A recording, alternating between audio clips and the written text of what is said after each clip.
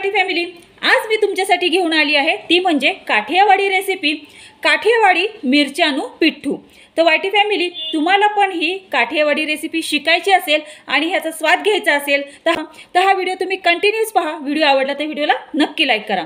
मी भारतातील पुणे जिल्ह्याची तृप्ती स्वागत करते तुमचं पुन्हा एकदा आपल्या YouTube channel @Trupti Ingmire cooking and blogging वरती।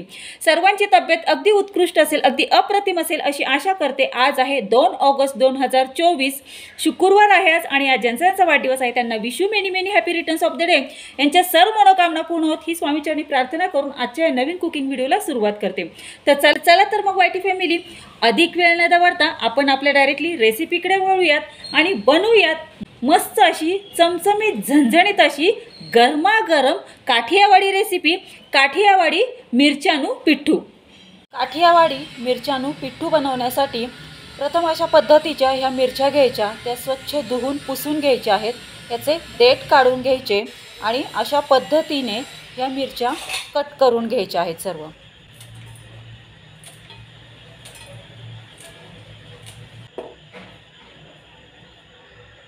आता गॅस सुरू करून गॅसवरती कढई तापत ठेवायची आहे। कढई छान तापली की त्यामध्ये 4 चमचे तेल घालायचं आहे। तेल ह्या रेसिपीला जास्त लागतं। 4 चमचे तेल घातल्याच्या नंतर तेल छान असं गरम होऊन द्यायचं आहे। आता गॅस बारीक करायचा आणि फोडणीला जिरं तसेच लसूण घालायचे आहेत। लसूण आणि जिरं छान असं तडतडायला लागले की त्यामध्ये बारीक एकदम चॉप केलेला कांदा घालायचा आहे। कांदा घातल्याच्या नंतर यामध्ये अद्रकची पेस्ट घालून कांदा तेलामध्ये 2 मिनिटं परतून घ्यायचा आहे। 2 मिनिटं कांदा हा तेलामध्ये परतून घेतल्यानंतर यामध्ये हिंग घालायची। पुन्हा हा कांदा 2 मिनिटं परतून घ्यायचा। फोडणीला कढीपत्ता घालायचा। पुन्हा हा कांदा परतून घ्यायचा। आता यामध्ये आपल्याला हळद, लाल तिखट घालून पुन्हा हा कांदा आपल्याला तेलामध्ये छान असा परतून घ्यायचा। अशा पद्धतीने तेलामध्ये आपण हा कांदा 5 मिनिटं परतून घेतलेला आहे। आता यामध्ये आपल्याला ह्या हिरव्या मिरच्या घालायच्या आहेत आणि 2 ते 3 मिनिटं ह्या हिरव्या मिरच्या परतून घ्यायच्या आहेत। 2 ते 3 मिनिटं ह्या हिरव्या मिरच्या छान अशा परतून घेतल्यानंतर यामध्ये आचारी मसाला घालायचा आहे आणि यानंतर आपल्याला 7 मिनिटं ह्या मिरच्या ह्या तेलामध्ये छान अशा परतून घ्यायच्या आहेत, जेणेकरून हा सर्व जो मसाला आहे ह्या मिरच्यांना कोटिंग होईल। आता ह्या मिरच्यांना आपला पहा अशा पद्धतीने कोटिंग झालेला आहे मसाला हा सर्व। त्यामध्ये चवीसाठी मीठ घालायचं आहे। पुन्हा 2 मिनिटं परतून घ्यायचं आहे। अर्धा ग्लास पाणी घालून झाकण ठेवून ह्या मिरच्या छान अशा 2 ते 3 मिनिटं शिजवून द्यायच्या आहेत। 2 ते 3 मिनिटानंतर हे मिरच्यांवरचं झाकण काढायचं आहे। आता वरतून हे बेसनाचं बॅटर घालायचं आहे। बेसनाचं बॅटर घातल्याच्या नंतर 2 ते 3 मिनिटं ह्या रेसिपीला परतून घ्यायचं आहे। आता यावरती झाकण ठेवून 5 मिनिटं या रेसिपीला कुक होऊन द्यायचं आहे, म्हणजे शिजून द्यायचं आहे। पहा 5 ते 7 मिनिटानंतर आपली ही रेसिपी शिजलेली आहे छान। आता वरतून काय करायचं, कसुरी मेथी आहे, ही कसुरी मेथी अशा पद्धतीने पेरून घ्यायची आहे। आता आपल्याला ह्याच्यावरती झाकण न ठेवता ही काठियावाडी रेसिपी आपल्याला परतून घ्यायची आहे। पहा जोपर्यंत ह्याचं हे काठियावाडी मिरच्यानू पिठ्ठू तयार होत नाही। हे काठियावाडी मिरच्यानू पिठ्ठू जवळजवळ म्हणजे जास्त एकदम कोरडं पण नसतं आणि एकदम जास्त लपथपीत पण नसतं, एकदम मीडियम पद्धतीचं असतं। पहा अशा पद्धतीने हे काठियावाडी मिरच्यानू पिठ्ठू असतं।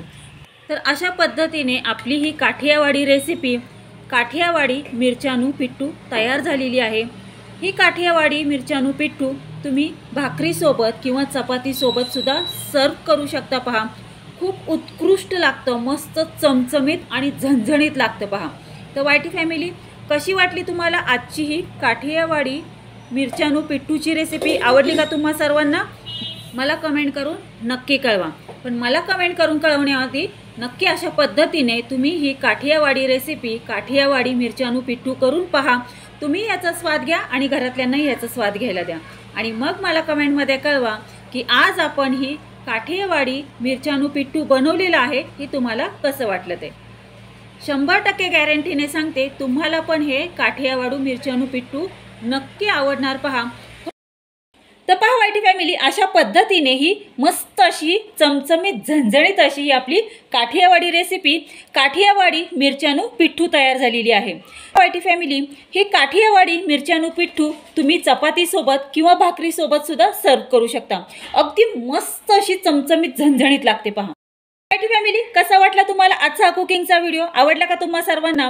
आते वायटी फॅमिली, तुम्हाला असेच मस्त चमचमीत झणझणीत रेसिपी शिकायची असेल आणि ह्यांचा स्वाद घ्यायचा असेल तर आपले यूट्यूब चॅनल @तृप्ती मेरे कुकिंग अँड ब्लॉगिंगला लाईक, शेअर आणि सबस्क्राईब करा। सबस्क्राईब करून ऑल बेल बटन प्रेस करा, म्हणजे जेव्हा माझे कुकिंग अँड ब्लॉगिंगचे व्हिडिओ पोस्ट होतात तेव्हा त्याचे नोटिफिकेशन तुम्हाला येईल आणि असेच मस्त चमचमीत झणझणीत रेसिपी तुम्हाला शिकायला मिळतील आणि यांचा स्वादही घ्यायला मिळेल। धन्यवाद। Have a good day. भेटूयात आपण अशाच नवीन रेसिपीसोबत नवीन कुकिंग अँड ब्लॉगिंग व्हिडिओमध्ये। तोपर्यंत सर्वांनी तब्येतीची काळजी घ्या, मस्त खा आणि स्वस्थ राहा। धन्यवाद।